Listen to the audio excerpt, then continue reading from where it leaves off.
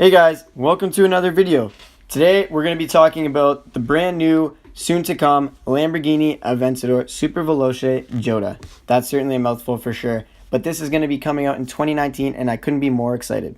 First, let's talk about the Super Veloce Jota that's going to be coming out come 2019. Let's start by examining the rear end. I want to make a point of saying that they stay true to their taillights with the Aventador. These are legendary, iconic taillights that everyone knows are on the Aventador, and this is key because this is the last Aventador that will ever be made.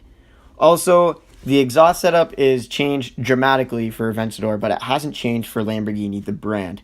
We've seen this kind of dual exit exhaust in the Huracan Performante, but in the Aventador, I think it looks pretty good, and it will probably look even better once Lamborghini puts their final touches on it. Now, last but not least, on the rear end, we do have this new designed spoiler. It looks very different, I guess you could say. At first, I was kind of skeptical on it, but the more I look at it, the more badass I think it is. It's going to create a lot of downforce, I'm sure, as Lamborghini has proven in the past to be very scientific with the way they create downforce with some of their spoilers. So anyways, super good looking rear end, and I think it will look even better once Lamborghini puts it out into production. Now, for the side profile of the car, you can see too much hasn't really changed for the Aventador. They still have that huge air intake on the side. Aventadors are known for that. On the profile from the side, it looks similar to an Aventador SV, which is probably what you would expect considering this is still a Super Veloce, just a Jota edition. They still have the center lock wheels, which look great too. But other than that, the side profile of the car hasn't really changed too much, but it still looks awesome because Aventadors are gorgeous cars. Taking a look at this car from the front, you can really see how wild the new spoiler is. It sticks up almost higher than, it's the highest point of the car, which is great. It's definitely going to create huge downforce. The front styling of the car is still very similar to the Super Veloce. Those are the iconic headlights that we've seen in all the Aventadors. Very aggressive front end. I feel like it's one of the most badass looking front ends on the market today. Too much hasn't changed for the front either. I noticed most of all in this car, we're seeing most changes in the rear end and just a few kind of like body additions. But other than that, the car's styling hasn't changed too much. But that's not really what's changed about this car. We'll talk about that right now.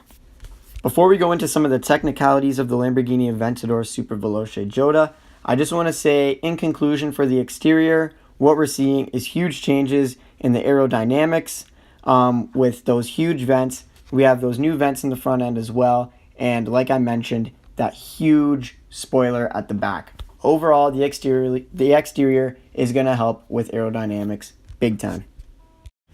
So, as you would expect, this Aventador is going to be powered by the legendary V12 engine that we've seen in Lamborghinis, starting with the Countach, through the Diablo, through the Murcielago, all the way up to the Aventador. Now, the big thing about this car is the fact that this will be the last naturally aspirated V12 engine Lamborghini will put in any of their cars. This is going to cause some big conflict, I'm sure. So let's look into the performance that we're expecting to see from this car. So as mentioned, this car is obviously based off of the Aventador S, which is the most lightest and most nimble Aventador we've seen made. So this has already got the right weight to put out great lap times. Now, the Aventador S is powered by that 6.5 liter V12 engine and moves using the ISR single clutch automated manual gearbox with paddle shifters. So we've seen that in most Aventadors, but we're going to see that again in this one. Although various sources are predicting that the Jota is going to be putting out close to 800 brake horsepower, although this is just a speculation. So you might notice that a lot of these pictures are being taken on the Nürburgring. In case you don't know, I'm sure you do, the Nürburgring is one of the biggest tracks in the world, and this is really where cars are put to the test, and this is where cars are judged the most. Now, Lamborghini has had the record for a bit of time with the Huracan Performante, which is an absolute beast.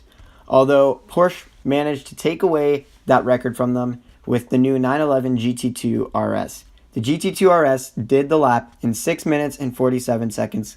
This is unreal. Although considering the Aventador SV Jota is going to be using similar body styling and weight to the Aventador S, as well as an extra 70 horsepower over the Aventador S, I think there's huge potential for this car to reset the Nürburgring lap record. To conclude, I think this will be an awesome way for Aventador to finish off their lineup of unreal cars. I think this will be a huge success for Lamborghini. I expect the power to weight ratio to be unreal, which will help have a very good Nürburgring lap time. As well, the aerodynamics and new styling looks fantastic, and I'm excited to see these when they finally are produced and on the road. Other than that, I hope you found this video informative, and I will be excited to see you guys next video.